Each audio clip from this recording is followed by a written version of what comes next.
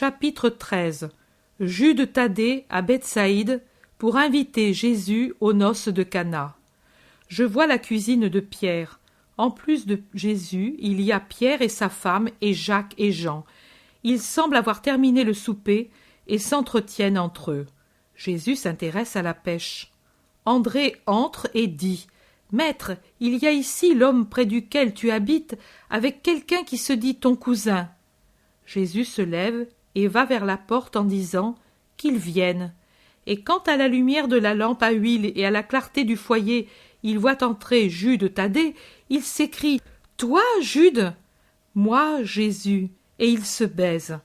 Jude Thaddée est un bel homme, dans la plénitude de la beauté virile, grand, bien que pas autant que Jésus, fort et bien proportionné, brun comme l'était saint Joseph lorsqu'il était jeune, le teint olivâtre sans être terreux, des yeux qui ont quelque chose de commun avec ceux de Jésus, car ils sont d'une teinte azurée, mais presque pervenche.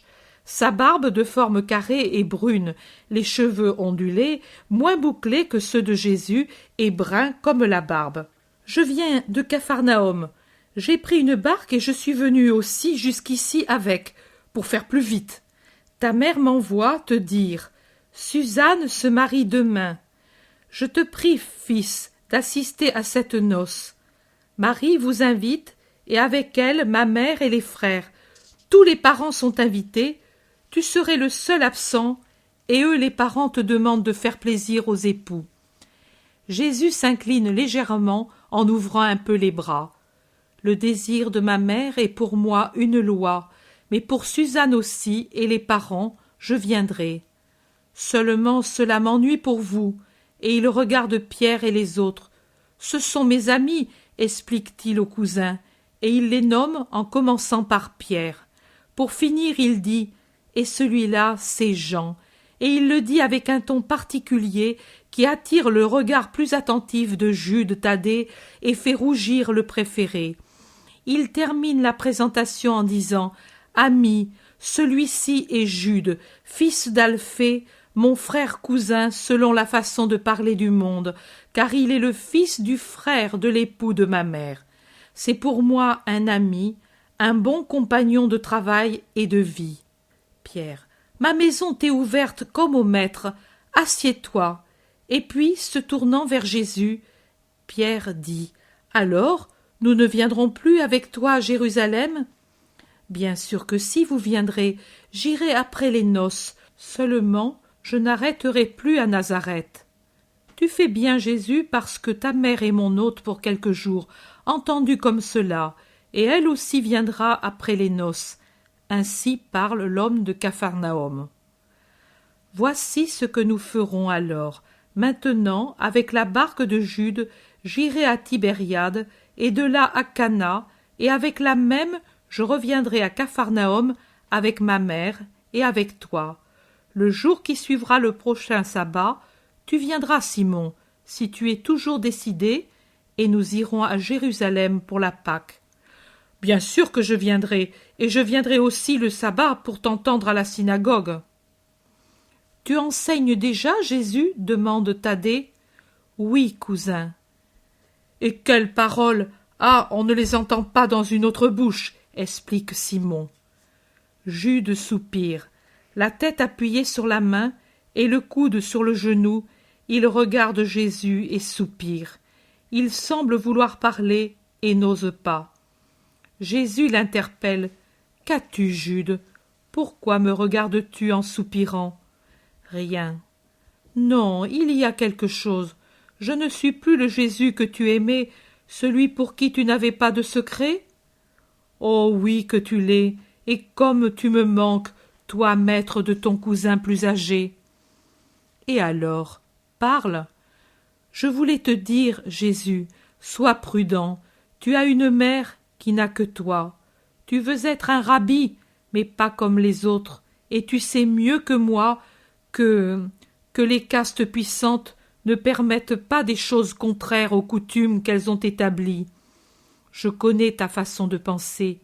Elle est sainte, mais le monde n'est pas saint, et il accable les saints, Jésus.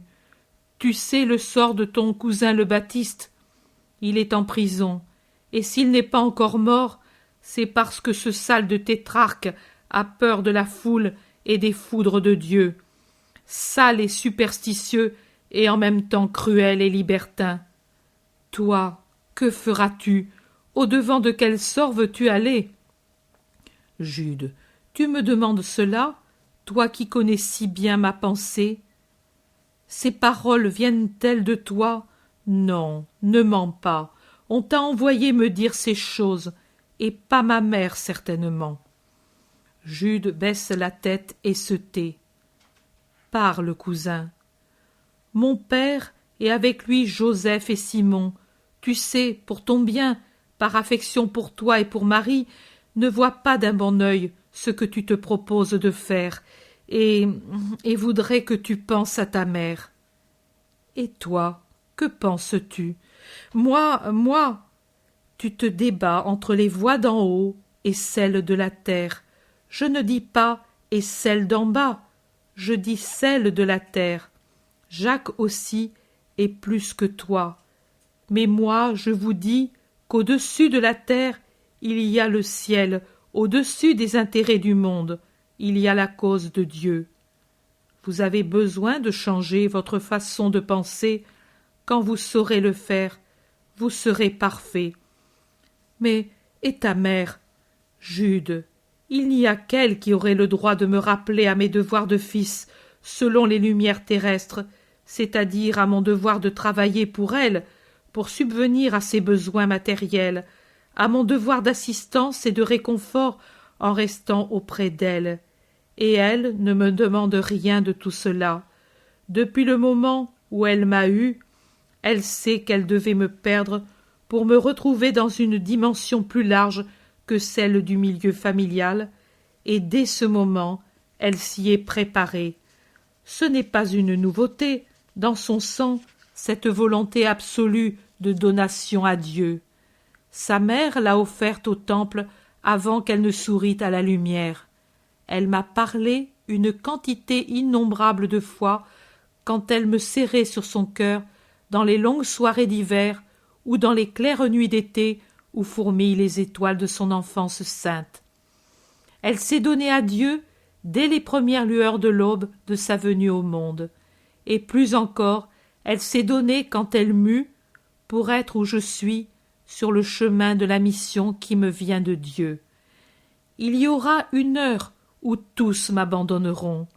Ce sera pour peu de minutes, mais la lâcheté sera maîtresse de tous, et vous penserez qu'il aurait mieux valu pour votre sécurité ne m'avoir jamais connu. Mais elle, qui a compris et qui sait, sera toujours avec moi. Et vous redeviendrez à moi par elle. Avec la force de sa foi assurée et aimante, elle vous attirera en elle, et ainsi vous ramènera en moi, parce que je suis en ma mère, et elle est en moi, et nous en Dieu. Cela, je voudrais que vous le compreniez, vous tous, parents selon le monde, amis et fils, au point de vue surnaturel. Toi, et avec toi les autres, vous ne savez pas qui est ma mère.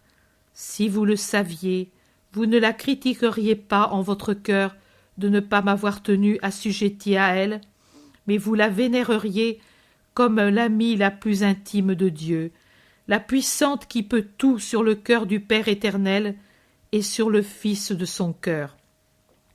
Je viendrai certainement à Cana. Je veux lui faire plaisir. Vous comprendrez mieux après cette heure-là. Jésus est imposant et persuasif. Jude le regarde attentivement. Il réfléchit, il dit « Et moi aussi, certainement, je viendrai avec toi en leur compagnie, si tu veux de moi, car je pense que tu dis des choses justes. Pardonne mon aveuglement et celui de mes frères. Tu es tellement plus saint que nous. Je n'ai pas de rancœur pour qui ne me connaît pas. Je n'en ai pas non plus pour qui me hait, mais j'en souffre pour le mal qu'ils se font à eux-mêmes. Qu'est-ce que tu as dans ce sac? L'habit que ta mère t'envoie. Grande fête demain. Elle pense que son Jésus en a besoin pour ne pas détonner parmi les invités. Elle a filé sans relâche depuis le point du jour jusqu'à tard le soir, chaque jour pour te préparer ce vêtement. Mais elle n'a pas fini le manteau, il manque encore les franges, elle en est toute désolée. Ce n'est pas la peine, j'irai avec celui que j'ai, et je garderai l'autre pour Jérusalem. Le temple est encore plus que la noce. Elle en sera heureuse. Pierre dit, « Si vous voulez être à l'aube sur la route de Cana, il vous faut partir tout de suite. La lune se lève et la traversée sera bonne. » Allons, alors. Viens, Jean, je t'emmène avec moi. Simon-Pierre, Jacques, André, adieu. Je vous attends le soir du sabbat à Capharnaüm. Adieu, femme, paix à toi et à toute ta maison. Jésus sort avec Jude et Jean. Pierre les suit jusqu'à la rive et aide à la manœuvre et au départ de la barque, et la vision prend fin. Parole de Jésus. Quand ce sera l'heure de faire un travail ordonné, la vision de la noce de Cana sera insérée ici. Mets la date, 16 janvier 1944. 23 octobre. Commandement reçu avec insistance à l'aube et répété plusieurs fois pour que je n'oublie pas, en attendant de pouvoir l'écrire, chose que je fais dès que j'y vois clair. Jésus dit, « Écris, et tout ce qui t'est dit sera mis en tête de tout travail à communiquer aux gens honnêtes, qu'il soit imprimé ou dactylographié, selon ce que j'en ai déjà dit. C'est la voix du Maître, rugissement et caresse. Rugissement quand elle s'adresse à ceux qui ne veulent pas se convertir, caresse quand elle parle à ceux qui, bien qu'imparfaits, ont la bonne volonté de trouver Dieu et sa parole, et les ayant trouvés, de se sanctifier. Pour cela, la parole devient caresse d'amis et bénédiction de Jésus. Ces paroles en tête de tout travail. Puis, pour les œuvres plus complètes et approuvées, toujours approuvées, pour qu'elles ne soient pas rendues inopérantes par le mauvais vouloir des pharisiens, sadducéens, scribes et docteurs, il serait bien de mettre la prière à la parole que je t'ai donnée le 7 décembre 1943. Pour l'heure, cela suffit, et puis je reviendrai encore.